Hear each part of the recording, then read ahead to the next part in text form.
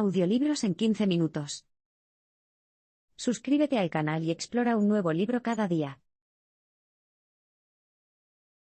La extracción de oro en la selva tropical brasileña pone en peligro el medio ambiente y perjudica a las tribus indígenas.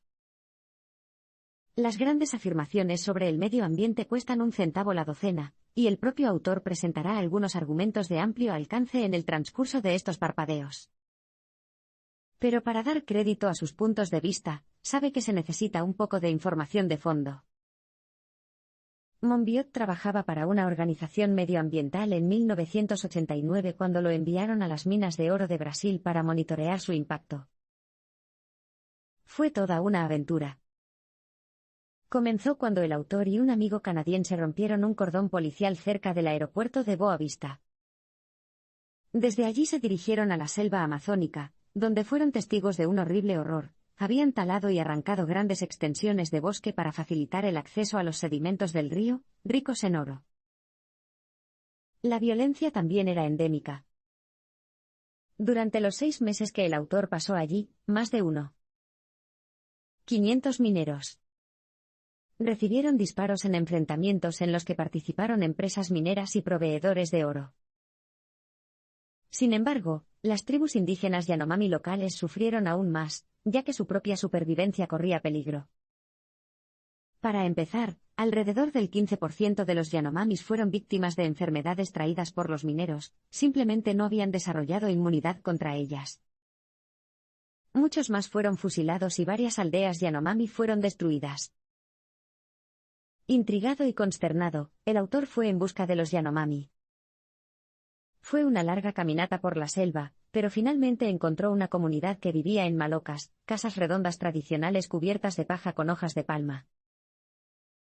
Como muchos de los ancianos habían muerto o habían sido asesinados, el papel de jefe de la aldea lo había asumido un chico de 18 años. Los enfermos yacían tumbados en hamacas, mientras que las ancianas realizaban danzas rituales para repeler la enfermedad.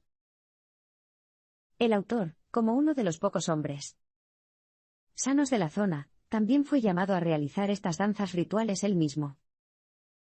También ayudó arreglando techos. Pero, al final, fue poco lo que se pudo hacer. A pesar de las tardías peticiones internacionales de protección, la población Yanomami se redujo en un 20% durante la fiebre del oro. El estilo de vida indígena puede resultar atractivo para quienes se criaron en Occidente. Las experiencias del autor en Brasil no han sido su único contacto con los pueblos indígenas. En 1992, viajó a Kenia, donde entabló amistad con un guerrero masái llamado Toronkei. Lo que llamó la atención de Monbiot fue lo diferente que era la vida de los masái a la que estaba acostumbrado en Occidente. Salió convencido de que había mucho que aprender de los masái. Para empezar, había cierta espontaneidad en las decisiones que tomaban. Por ejemplo, Toronkei, un corredor dedicado, decidiría felizmente correr 35 millas hasta otro pueblo, solo para pasar por la casa de un amigo. Un día, Toronkei estaba en una de esas huidas cuando vio a una mujer y se detuvo para conversar. Al caer la noche, habían tomado la decisión de fugarse juntos, y los dos nuevos amantes regresaron a la aldea de Toronkei. Sin embargo, al salir de la aldea de la mujer, despertaron accidentalmente a unos perros dormidos, cuyos ladridos alertaron a los hermanos de la mujer. Los persiguieron fervidamente y finalmente encontraron a la pareja, implorando a la mujer que regresara. Pero ella no quiso nada de eso, la pareja se casó poco después.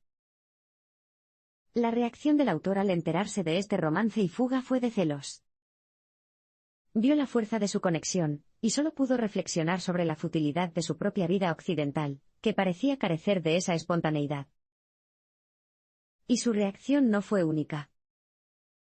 De hecho, durante la época colonial, muchos colonos prefirieron las culturas indígenas a las suyas propias. Según Benjamin Franklin, uno de los padres fundadores de los Estados Unidos, los europeos que fueron hechos prisioneros por los nativos americanos a menudo se aclimataron, y se apegaron al estilo de vida indígena. Después de vivir un tiempo entre los pueblos indígenas, pocos querían volver a la cultura colonialista. De hecho, algunos estadounidenses blancos incluso desertaron voluntariamente. Todas sus aventuras y todo lo que había leído hicieron que el autor empezara a preguntarse cómo había estado viviendo su vida en el Reino Unido. Rewilding es la manera de conciliar la vida moderna con la afinidad de la humanidad con la naturaleza. Tras sus emocionantes aventuras en Brasil, el autor se estableció en Gales en una vida más convencional. Allí pasó su tiempo disfrutando de la vida familiar y escribiendo sobre el medio ambiente. Pero se dio cuenta de que faltaba algo. No es que el autor quisiera pasar los días que le quedaban entre las tribus indígenas, sabía que su respeto por la cultura indígena no se basaba en una idealización equivocada de las sociedades primitivas. Sabía muy bien que la vida de los cazadores-recolectores no es envidiable. Sus vidas son cortas y no tienen acceso al tipo de tecnología médica y de producción de alimentos básica que facilita un poco la supervivencia. Es más, no debemos creer que estas sociedades primitivas vivieran en armonía con el medio ambiente y no tuvieran ningún impacto en la naturaleza. De hecho, un estudio de 1985 publicado en la revista Environmental Review mostró que cada vez que los humanos, incluso los cazadores-recolectores, se asentaban en nuevas tierras, el impacto en la vida silvestre local era formidable. Lo que el autor tenía en mente no era volver a un pasado mítico primitivo, sino volver a la naturaleza. Necesitaba escapar de su estado de aburrimiento ambiental y reivindicar una conexión más profunda con la naturaleza. La solución, tal como él la veía, era volver a la normalidad. Ahora, rewild es un término difícil. Aunque se incluyó por primera vez en el diccionario en 2011, su significado sigue evolucionando. Para el autor, la repoblación silvestre implica la designación y la reserva de determinadas áreas naturales para que la naturaleza pueda seguir su curso allí. Esto contrasta con la filosofía que se basa en la mayoría de las áreas de protección natural en la actualidad. Estas áreas suelen ser paisajes creados artificialmente, como brezales y páramos con vegetación baja. Están protegidos, gestionados y preservados como lo estaría un jardín de rosas inglés, difícilmente se les puede llamar desiertos. En determinadas circunstancias, algunas especies extintas de gran tamaño se reintroducen en estos paisajes gestionados. Pero la introducción de lobos, osos, grullas o incluso elefantes en realidad no está volviendo a la vida salvaje. La idea detrás de la verdadera rewilding es simple: los humanos deberían dejar que estos espacios estén en paz. De esa manera, nuestro aburrimiento ecológico pronto se resolverá con la alegría y la sorpresa de experimentar la naturaleza una vez más. Rewilding no implica renunciar a la civilización, sino que significa que todos pueden acceder a los espacios salvajes. Si te preocupa que la agenda medioambiental del autor exija que dejes los inodoros con cisterna y pases el resto de tus días buscando comida en la naturaleza, no tienes de qué preocuparte.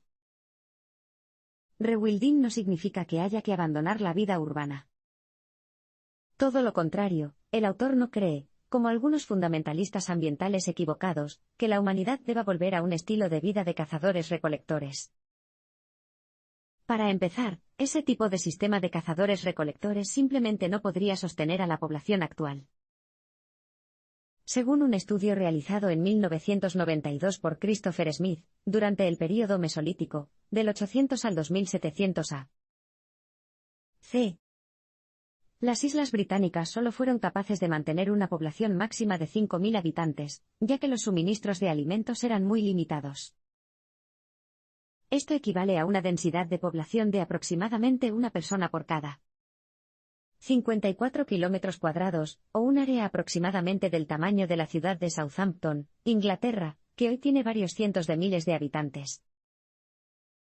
Todo esto demuestra que no podemos evitar la tecnología y las prácticas agrícolas que nos han permitido alimentar a millones de personas.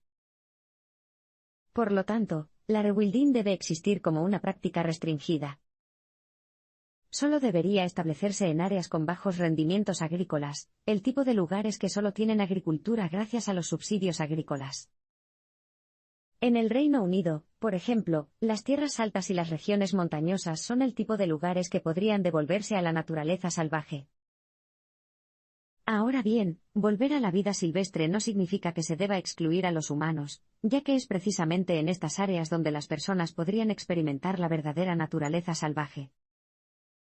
Estas áreas recuperadas serían lugares para que vivieran, y se repoblaran los animales que alguna vez habitaron el Reino Unido, especies como lobos, gatos monteses, castores y jabalíes.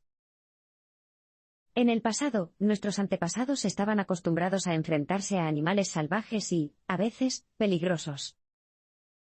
Pero ese ya no es el caso de los humanos. Lo que necesitamos ahora son entornos menos predecibles, que nos permitan desarrollar nuevas facultades físicas y mentales gracias a estas novedosas experiencias en la naturaleza. Si bien la sobrepesca está destruyendo la naturaleza del mar, no deja de tener sus emociones. Hay pocas experiencias como la de estar en un barco de pesca en mar abierto. Ahí fuera, estás realmente en la naturaleza y en armonía con la naturaleza. Al propio autor le encanta. En una expedición de pesca reciente, pasó varias horas en la bahía de Cardigan, en la costa de Gales. Es de esperar que haya regresado a la costa adornado con peces, pero solo pescó media docena de caballas. No debería haber sido una sorpresa.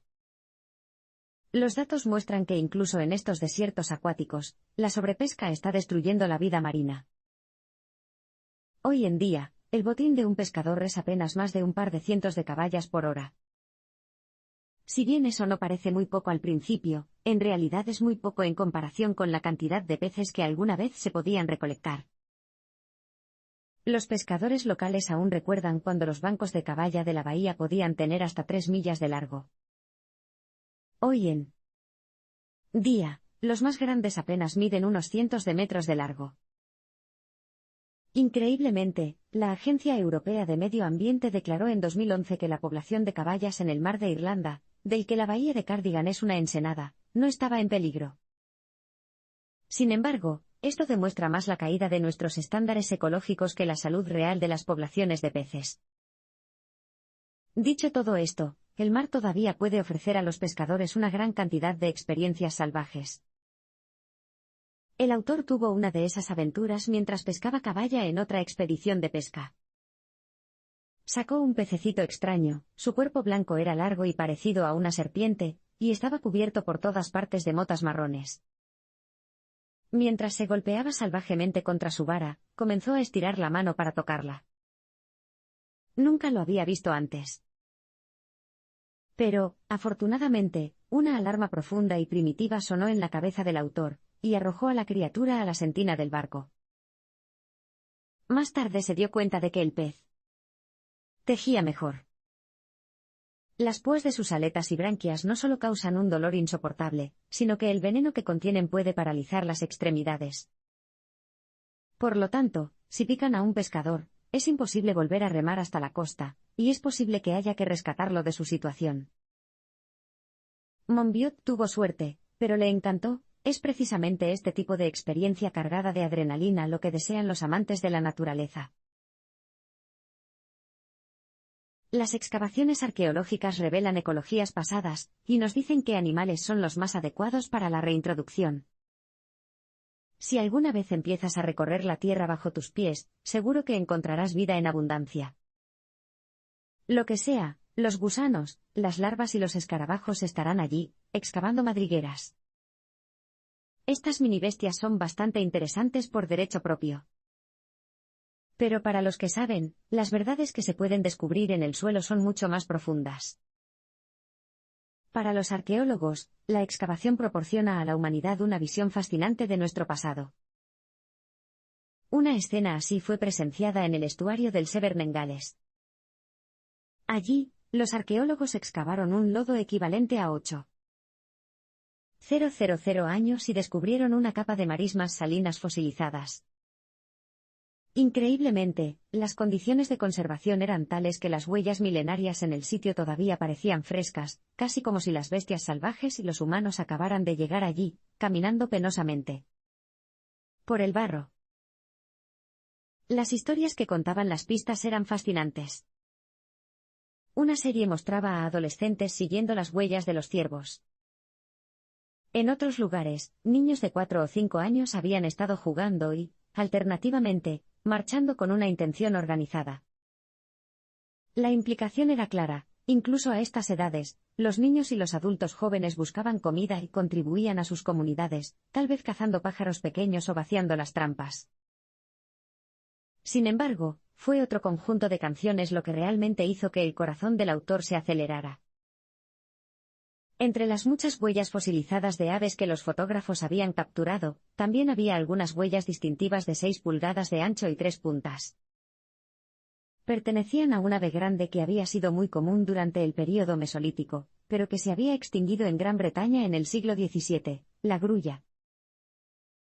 Estas aves miden 4 pies de altura, tienen una envergadura de 8 pies y vuelan mucho más alto que otras aves, hasta 32,000 pies. Además, su fascinante baile de cortejo es algo digno de contemplar. Se dirigían desde la tierra a los cielos altos, desde donde descienden lentamente, suspendidos como parapentes por sus enormes alas. Las pruebas estaban claras. Algunos animales, como las grullas en este caso, son candidatos ideales para ser reintroducidos en la naturaleza en determinados países. Y lo estaban. Desde 2009, se han realizado esfuerzos para reintroducir gradualmente las grúas en Gran Bretaña. Se estableció una colonia reproductora en Somerset, no muy lejos, por casualidad, del sitio arqueológico. Ya tenemos los resultados, este intento de recuperación ha sido un éxito rotundo. En Gran Bretaña, los avistamientos regulares de grandes depredadores de felinos demuestran que los humanos anhelan tiempos más salvajes. En 2011, un policía galés llamado Michael Disney informó haber visto un gran gato montés que merodeaba por la campiña de Pembrokeshire. Sin duda, la mayoría descartaría tales afirmaciones por considerarlas fantasías. Pero Disney mantiene su afirmación. De hecho, está lejos de ser el único testigo autodeclarado de gatos monteses que deambulan por Gran Bretaña, estos avistamientos ocurren con relativa frecuencia. Resulta que cada año, varios miles de personas en Gran Bretaña informan haber visto gatos monteses en las comisarías de policía locales. Muchas áreas tienen sus propias bestias míticas locales. Solo en Londres están la bestia de Barnet y el puma de Crystal Palace. La autora e ilustradora Mary Lee Harpur tiene un libro entero dedicado al tema, se llama Mystery Big Cats. Curiosamente, Harpur afirma que muchas de las personas que ven estas bestias no son aficionados, son protectores de la vida silvestre, zoólogos, funcionarios de parques naturales o guardabosques. El hecho de que estas personas sean especialistas otorga mucha más credibilidad a la supuesta existencia de estos felinos. La propia Harpur opina que, dado que estos animales se describen generalmente como negros, brillantes y musculosos, el candidato más probable sería una raza de leopardo melánico, en otras palabras, una variante negra en lugar de la más habitual moteada. El propio autor es un poco más escéptico de que existan tales criaturas. Pero, dicho esto, las personas siguen insistiendo en que lo que han visto existe. Y eso en sí mismo es fascinante. Es muy posible que los avistamientos de depredadores felinos sean indicativos de la nostalgia humana por tiempos más salvajes. La verdad es que ningún investigador cualificado ha podido demostrar con pruebas reales y sólidas, como huellas, pelos o guaridas, que estos felinos deambulan por los suburbios o los campos de Inglaterra. Por lo tanto, lo más probable es que estos avistamientos sean el producto de una ilusión. En un mundo dócil y predecible, quizás la gente simplemente se pierda la emoción asociada a un entorno repleto de depredadores peligrosos y potencialmente mortales. Y eso en sí mismo es muy instructivo. Los animales grandes son importantes para recuperar la naturaleza, y los gobiernos deberían hacer más para protegerlos. Mucha gente simplemente no entiende por qué tanto alboroto cuando personas como el autor comienzan a insistir en proteger a los lobos, los osos, los linces y otros animales grandes. Pero el hecho es que estos animales grandes desempeñan un papel fundamental en los ecosistemas locales. Por lo tanto, si se quiere volver a la vida silvestre, estas criaturas tienen que participar. Tomemos como ejemplo al jabalí, un animal que se enfrenta a la extinción en Gran Bretaña. Normalmente, vive en los bosques y se asegura de que estos ecosistemas se mantengan vigorosos y diversos. Ahora bien, si vas a los bosques del Reino Unido, lo más probable es que te enfrentes a un monocultivo generalizado en el suelo del bosque. Ya sea el mercurio de los perros, el ajo silvestre o las campanillas, si ves una sola especie altamente dominante, es una señal de que algo va muy mal. No sé. Deje engañar. Puede parecer bonito ver una cascada de campanillas azules que llenan los bosques y matorrales, pero eso solo significa que el ecosistema local se encuentra en un estado lamentable. Podríamos compararlo con algún lugar como el bosque de Białowieża en Polonia. Allí hay docenas de especies de flores que surgen de la tierra en una variedad de tonos hipnóticos. Esta variedad es posible ya que todavía hay muchos jabalíes allí. Rompen la tierra a medida que cavan en ella y, en consecuencia, comienzan a formarse pequeños charcos de agua. En ellos, se crean numerosos mini hábitats donde otras especies pueden prosperar. Pero estos grandes animales salvajes no van a aparecer solo en las zonas rurales de Gran Bretaña y otros lugares, sino que los gobiernos tienen que intervenir y ayudar. Por ejemplo, aunque la población de jabalíes ha crecido lentamente en el Reino Unido, el gobierno no ha hecho absolutamente nada para protegerlos. Se ha dejado que los terratenientes decidan si los jabalíes deben vivir o morir. No hace falta decir que ha sido un desastre para el jabalí. Los terratenientes no los van a dejar en paz cuando piensan que se podría causar algún daño a su propiedad privada, jardines o cultivos. Este tema es demasiado importante como para confiar en la clemencia y la buena voluntad de los propietarios individuales. Los conservacionistas deberían hacerse a un lado y dejar que la naturaleza se recupere de forma natural.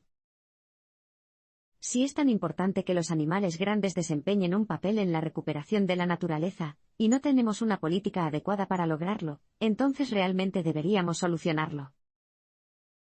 En la práctica, se pueden tomar dos medidas. En primer lugar, tenemos que repensar la conservación.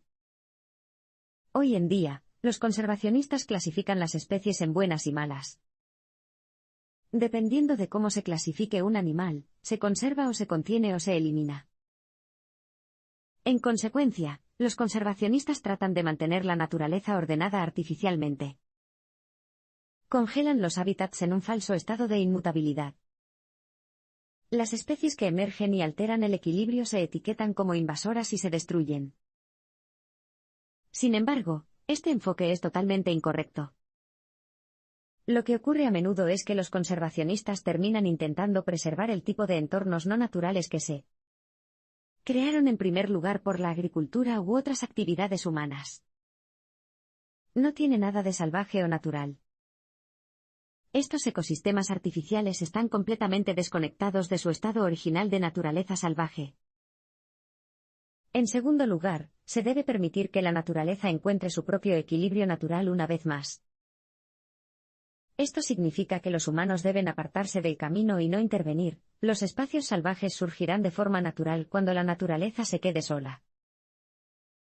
Basta con visitar las legendarias colinas verdes y agradables de Inglaterra. Tienen un aspecto muy similar porque la cría de ovejas evita que la vegetación vuelva a crecer. Si bien estos pastizales son ecosistemas perfectos para unas pocas especies, en términos generales, no hay mucho interés en ellos. Estas áreas no tienen nada que ver con la naturaleza real.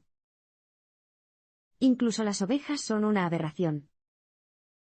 Originarios de Mesopotamia, nunca formaron parte de la fauna autóctona de Gran Bretaña. No hay ningún depredador natural que ayude a mantener su número bajo, lo que plantea otro problema. Las consecuencias también están claras en este caso. Recuperar la naturaleza requiere reducir la cría de ovejas, reintroducir a los depredadores en la naturaleza, y dejar que la naturaleza sea simplemente naturaleza. Estos cambios llevan tiempo, pero es de esperar que algún día veamos una Gran Bretaña con menos pastizales insípidos y un bosque salvaje más rico, verde y variado.